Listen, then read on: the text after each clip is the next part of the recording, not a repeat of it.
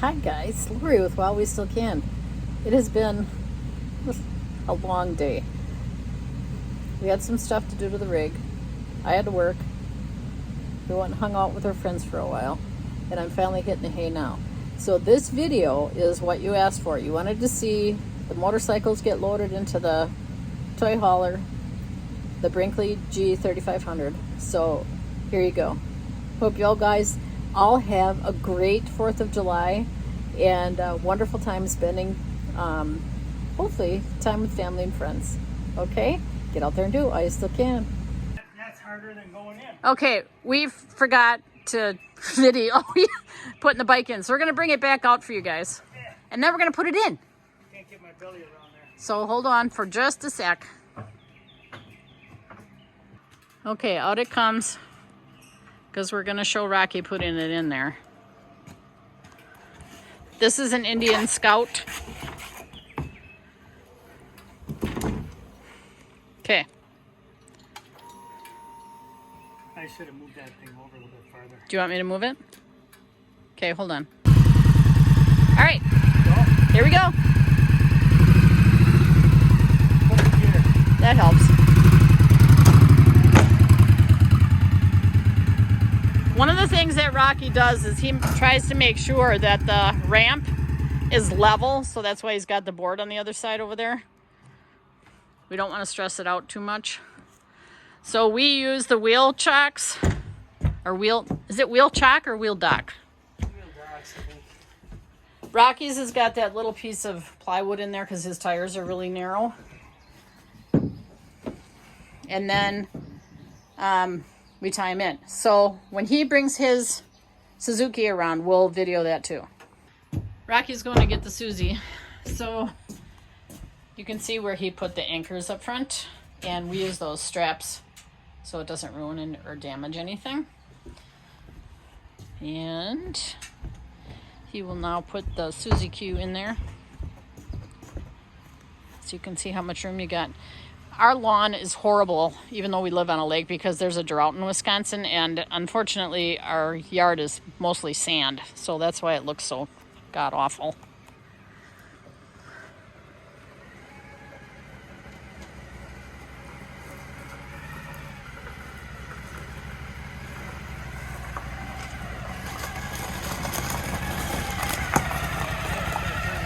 We pulled the rig ahead yesterday so that we'd have enough room to put the ramp down.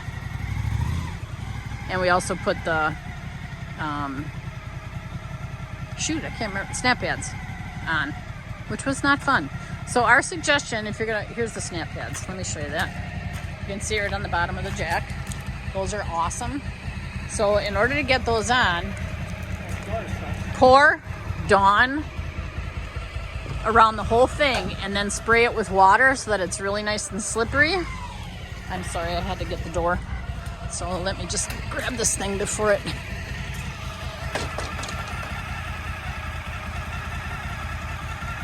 Because I have to hold the door so because we don't want it to slam shut before Rocky gets up there. I'm going to stay right here. Go ahead.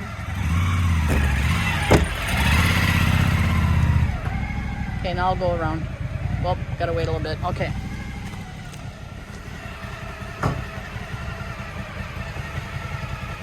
Now, normally we have our e-bikes back here, but we're not taking them this time. And it's kind of a puzzle to get them in. But Rocky takes his bags off.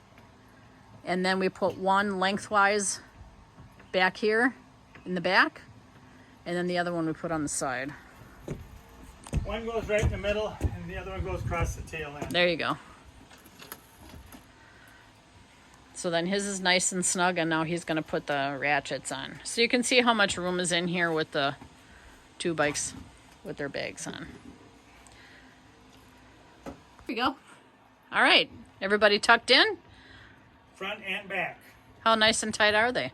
TIT tight. Okay, so what Rocky chose to use is that back track and then the center track. My bike's a little bit harder because it doesn't have connection or tie-down points on it. Yeah. His does. It's a lot easier. Go off to the forks in the front. And then you go off the forks You in the could go front. up the handlebars if you wanted to. But then you've got too much stuff that can get scratched up. Yep. So what we do, and we recommend that you do, is we're going to stop when we get a few miles down the road just to make sure everything's nice and steady. And then we will stop about every hour and a half or so, 2 hours, to make sure that everything is staying put. If they don't loosen up after 100 miles, They're not probably gonna. aren't gonna. Right. Then do it every. And you'll notice that our anchors are gold is because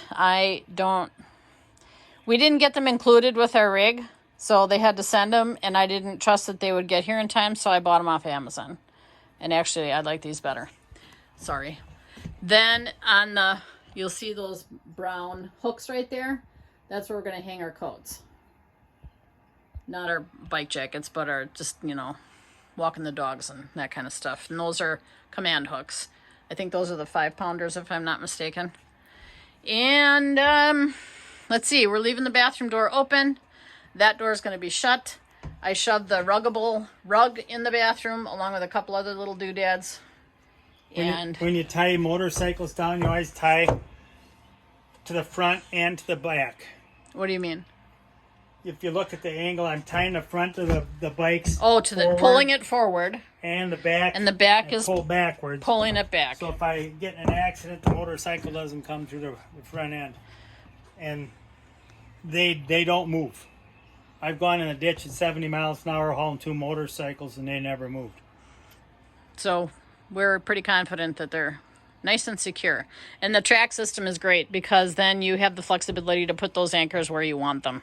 The only nice part would have been to have one more tie down back here. Back in the center, but, we have the toolbox instead. So. Make and do. Yep. We'll make it work. So that's the scoop, guys. We are T12? No. Yeah. About T12 before Maybe we leave. T14. T14. So not too much more to do before we pull out, and we are very excited. So we're going to take you guys with us heading to Sturgis for about 4 or 5 days with the Switch crew. And if you're not familiar with Switch It Up, please make sure you check out their videos. Todd and Sheila are great, and they have great huddles. And he has motorcycle. And he has an Indian motorcycle. So Chad. And Chad does too, of changing lanes. So anyway, we'll see you soon. And get out there while you still can.